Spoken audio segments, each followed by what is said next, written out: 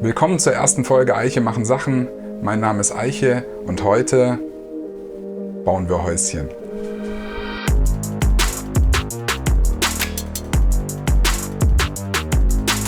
So, los geht's. Alles, was du benötigst, ist Karton, ein Cutter, vielleicht ein Lineal, wobei du das nicht zwingend benötigst. Ich habe auch keine Maße genommen, denn das Schöne ist, mit Pappe, du bist super flexibel. Wenn irgendwas nicht passt, schneidest du es weg, legst es aufeinander, kopierst die Form wieder in sich selbst. Das heißt, du musst eigentlich nur die Vorderseite ausschneiden, die Seite und dann ergibt sich der Rest von der Hütte von selbst.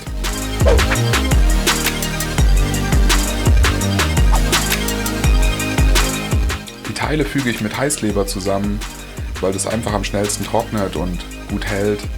Du kannst natürlich auch jeden anderen Kleber nehmen, Bastelkleber zum Beispiel, ganz normalen PVA-Kleber. Dann musst du allerdings mit höheren Trockenzeiten rechnen.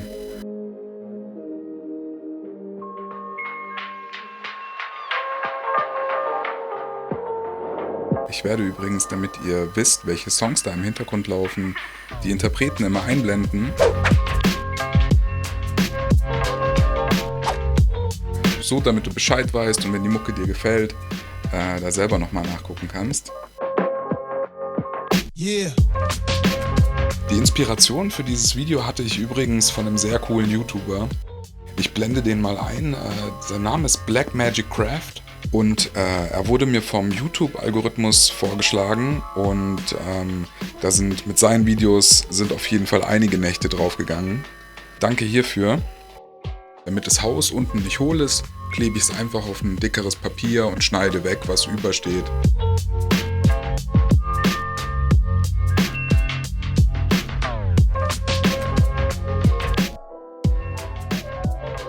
Machen wir weiter mit Teil 2, nämlich den Schindeln.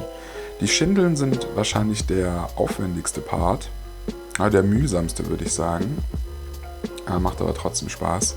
Hierzu nehme ich einfach einen Pizzakarton, dann schneide ich frei mit der Hand einfach so 1,5 cm breite Streifen herunter. Und dann nehmen wir eine Schere und schneiden noch hunderte weitere kleine Schindeln aus.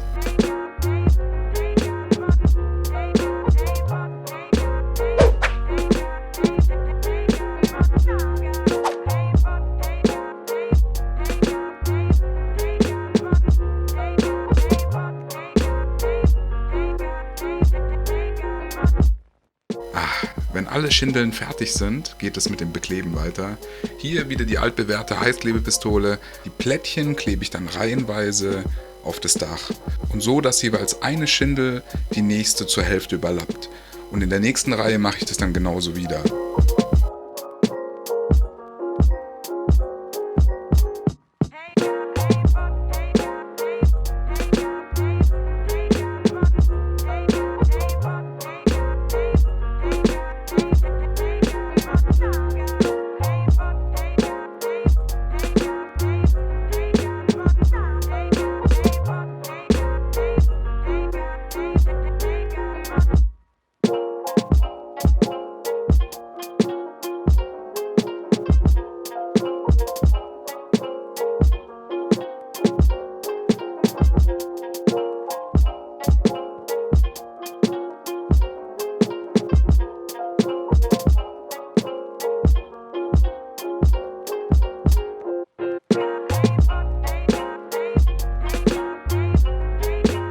Sind alle Schindeln auf dem Dach, macht man eigentlich nur noch diese, ich weiß gar nicht, wie man das nennt, diese oberen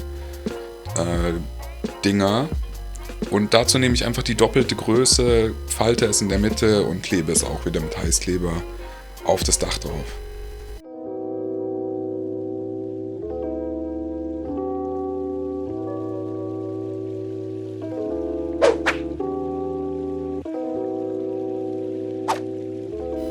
Super nervig sind diese Klebespinnenreste vom Heißkleber, die natürlich alle entfernen. Und dann jetzt kommt das erste ungewöhnliche Material zum Einsatz. Es nennt sich XPS oder Isolierschaummatte, I don't know. Also es gibt auch ein Markenprodukt, das heißt Styrodur. Auf jeden Fall ist das Zeug super günstig. Du kriegst eine riesige Platte, mit der du wahrscheinlich 100 Häuschen oder 50 Häuschen bauen könntest, für 3 Euro.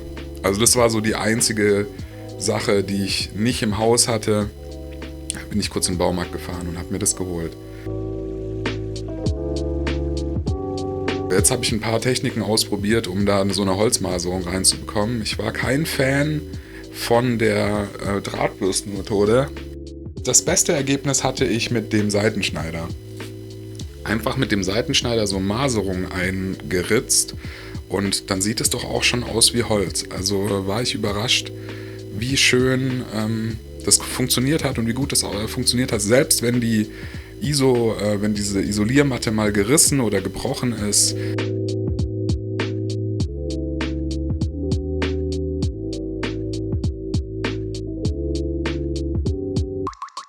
Sind erstmal so ein paar Balken hergestellt, sind die dann auch ganz einfach und ganz schnell auf den Karton geklebt. Auch hier wieder die schnellste Methode mit Heißkleber. Was auch super funktioniert für dieses Isolierkram ist Holzleim. Also ein schnell trocknender Holzleim, auch super. Mache ich mittlerweile, weil mir diese Dämpfe von dem Heißkleber auf die Eier gehen.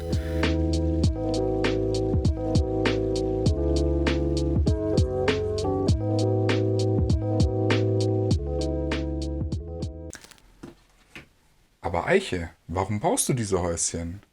Sehr gute Frage, ich weiß es nicht. Ich fand es irgendwie schön, die Mischung aus Offline-Hobby und Kreativsein, Malen und irgendwie hat es mich gehuckt.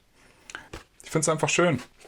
Lasst mich wissen, was ihr bauen würdet und ob ihr es nachbaut und was ihr damit machen würdet. Ob ihr damit Dungeons & Dragons spielt oder irgendwas anderes. Let me know. Weiter geht's im Video.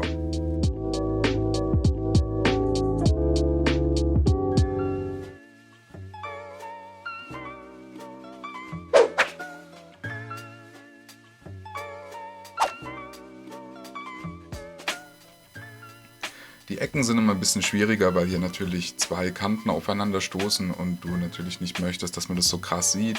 Allerdings ist dieses Isoliermaterial so weich, man kann das prima mit dem Cutter schnitzen und diese Ecke schön kaschieren. Generell messe ich auch hier nichts aus. Die Seiten ergeben sich eigentlich immer von alleine, sobald man einen Balken gesetzt hat.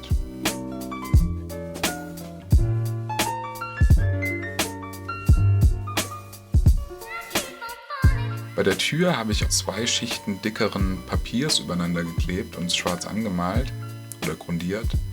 Musste dann aber ein bisschen rumüberlegen, ob ich die Tür mittig setze. Allerdings war das dann ein bisschen eng. Oder ob ich die Tür nach links schiebe.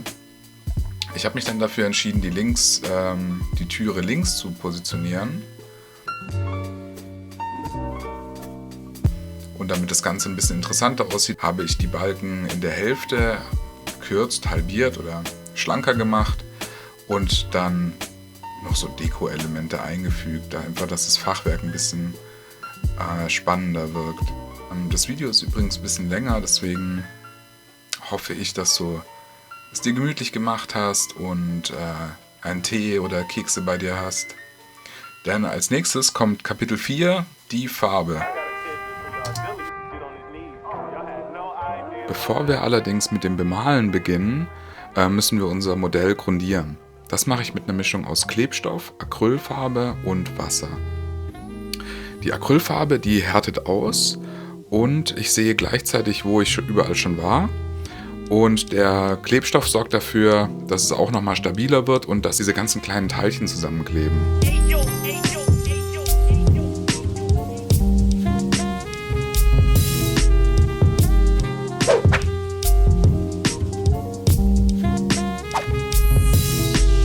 Das heißt, wenn wir irgendwo eine Schindel oder so vergessen haben, dann ist die spätestens mit der Grundierung fest.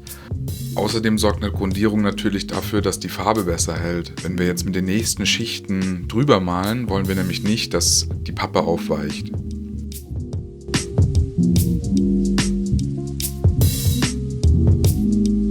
Die erste Farbe, mit der ich beginne, ist ein Off-White.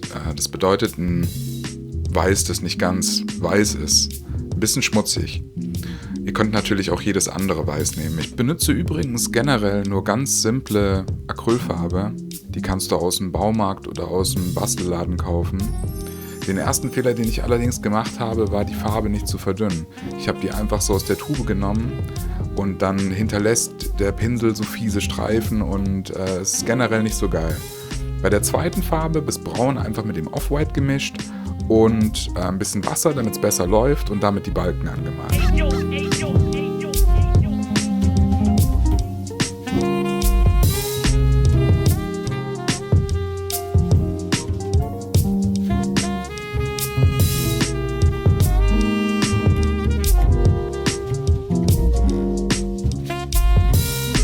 Als vierte und letzte Farbe kam noch ein Dunkelrot hinzu für die Tür. Allerdings bin ich mit der Entscheidung nicht so happy, weil es dann doch mit den Braun- und Grautönen etwas flimmert. Das Dach soll so einen Schieferlook bekommen und dafür habe ich Weiß mit Schwarz gemischt, um ein helles Grau zu bekommen. Und hier die Farbe allerdings nicht flächig, sondern so ein bisschen fleckig, wetterverhältnismäßig aufgepinselt. Das Ganze soll ein bisschen used aussehen, ein bisschen verbraucht und eine Geschichte erzählen.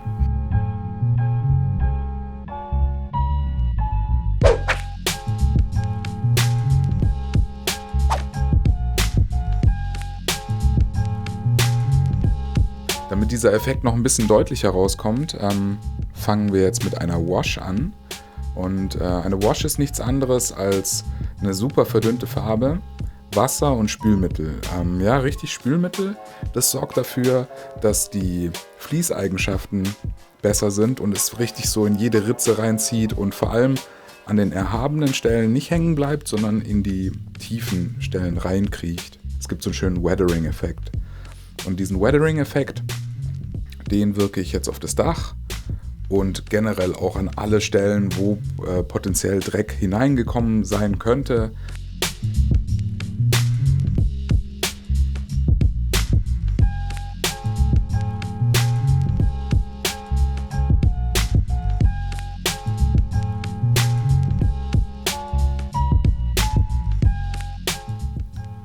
Wir sind damit auch schon fast am Ende angekommen. Ich lasse jetzt noch den Beat zu Ende auslaufen und dann geht's zum Endergebnis.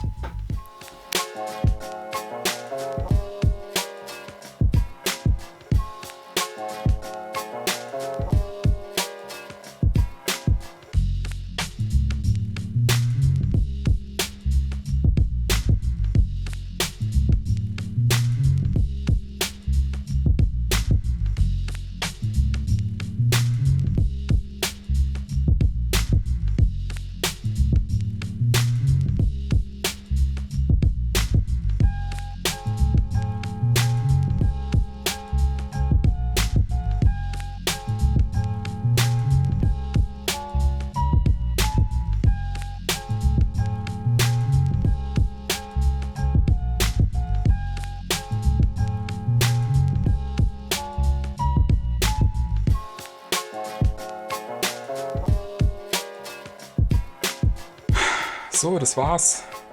Ich hoffe, es hat euch gefallen. Das hier ist das Endergebnis. Ich bin nur noch einmal irgendwie über das Holz drüber gegangen. Die Textur ist jetzt etwas schöner. Und ich habe in der Zwischenzeit tatsächlich noch ein Häuschen gebaut. Mit Ziegelsteinen und die sind auch aus dem Isoliermaterial. Wenn ich nochmal so ein Häuschen-Video machen soll, dann lasst es mich wissen. Dann machen wir noch eins. Und ansonsten geht es beim nächsten Mal mit einem anderen Thema weiter. Und was ich mit denen mache, werde ich auch mal gucken.